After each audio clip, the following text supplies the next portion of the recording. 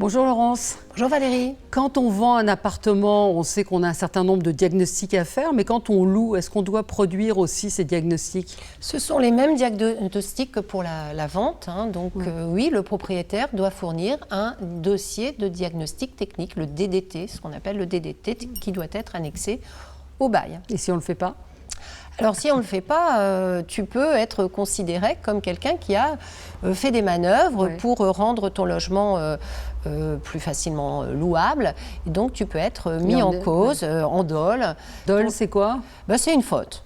Une faute dolosive. D'accord, donc d'avoir voulu dissimuler qu'il y avait des un problème. Renseignements. D'accord. Voilà. Donc le diagnostic, c'est lequel? Le même que quand on vend? C'est énergétique Voilà, donc tu as l'état des risques pour savoir si tu es dans un quartier inondable avec des affaissements. Tu as le diagnostic de performance énergétique.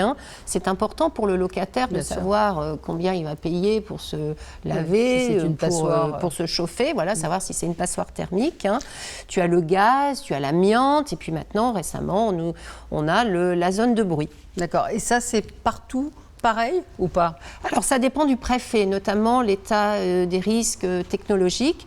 Le préfet peut indiquer que non, il n'y a pas besoin de ce document. Par exemple, toi à Orléans, vous n'avez pas les mêmes exigences qu'à Paris. Nous, on a une obligation de fournir un état des risques technologiques. Et le notaire, il intervient où dans tout ça? Au titre de conseil, dans la mesure où on achète un bien, on a besoin de savoir dans quelles conditions on va louer ce bien.